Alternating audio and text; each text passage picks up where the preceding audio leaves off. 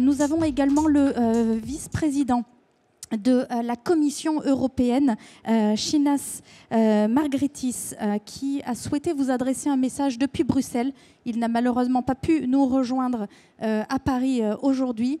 Il a souhaité vous adresser un message. Il est donc le vice-président Commission européenne pour la promotion pour notre mode de vie européen. Je vous propose d'écouter le vice-président.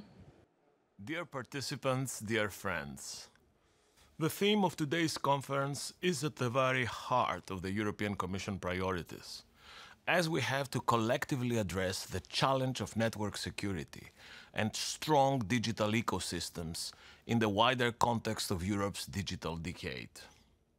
The digital decade is about rethinking the way we handle the transformation to ensure that it protects our values, principles, freedoms, and the environment.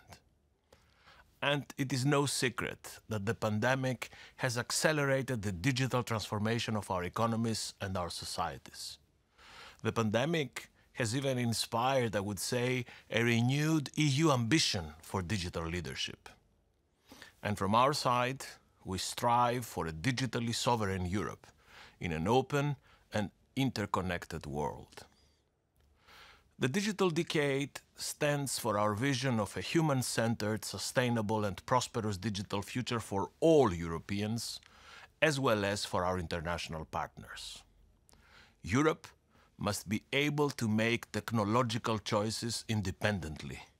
We cannot depend exclusively on non-European sources for strategic technologies. By 2030, we want a digitally skilled population and more highly skilled digital professionals, secure, performant, and sustainable digital infrastructures, and, of course, a high share of digitalized businesses and public services.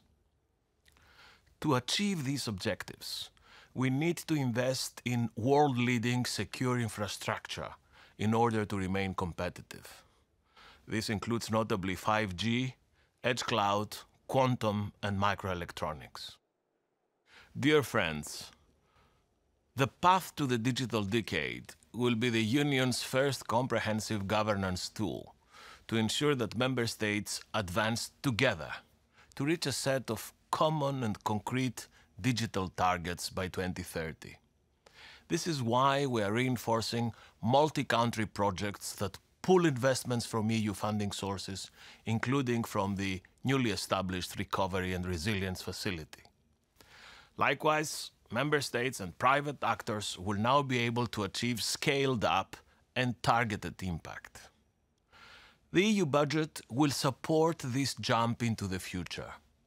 More than 20% of the Recovery and Resilience Facility funds will be invested in the EU digital transformation. In the 22 Recovery and Resilience national plans that the Commission has so far positively assessed, this target is well exceeded and reaches up to 26%. But the digital decade is much more than an industrial project. It is first and foremost a social project. The Commission is currently finalizing the proposal for a joint declaration on digital principles to serve as a foundation for an anthropocentric, secure and open digital environment. Chers amis, allow me now to say a few words on cybersecurity.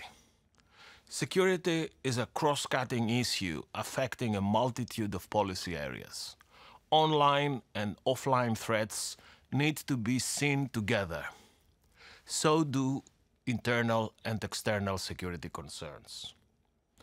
Our EU Security Union strategy that we adopted last year in July defines precisely our strategic priorities where the EU can bring added value to national efforts. And our strategy sets out the tools, the instruments, and the measures to be developed over the next years to ensure a future-proof security environment for Europe.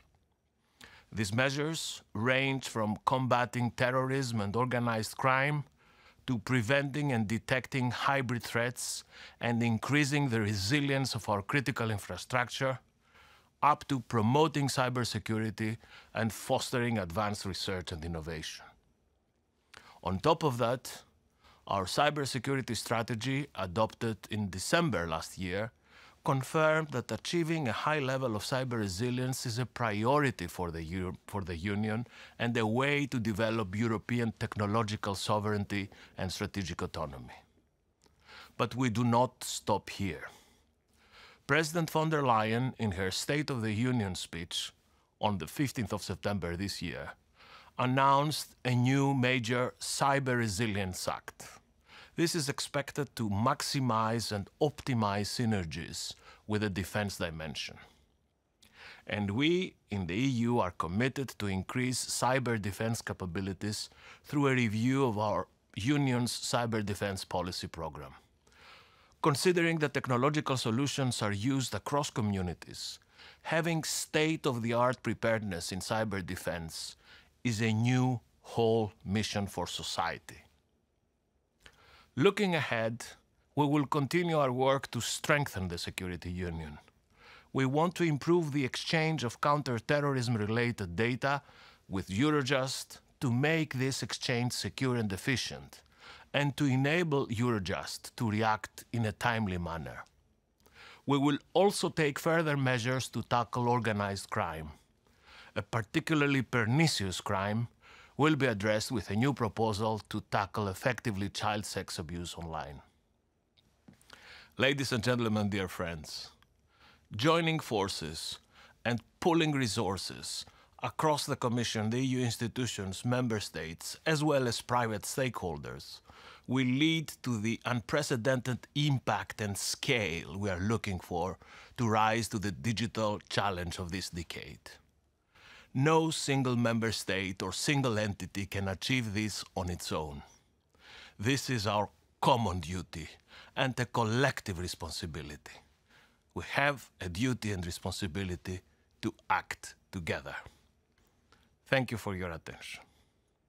Bien, et donc vous l'avez entendu comme moi, c'est effectivement en associant les États, les entreprises, l'éducation et l'ensemble des citoyens que nous pourrons adresser ces défis, encore une fois, collectivement. Le vice-président l'a évoqué, tout comme monsieur le vice-premier ministre tout à l'heure. C'est bien ensemble que nous relèverons ces défis au niveau européen. Ensemble, nous avons aussi, et je le disais, associé les entreprises, les acteurs du monde privé. Et c'est aussi grâce à eux que nous pouvons réaliser cette journée, parce qu'ils nous soutiennent, et ils nous soutiennent tout au long de l'année.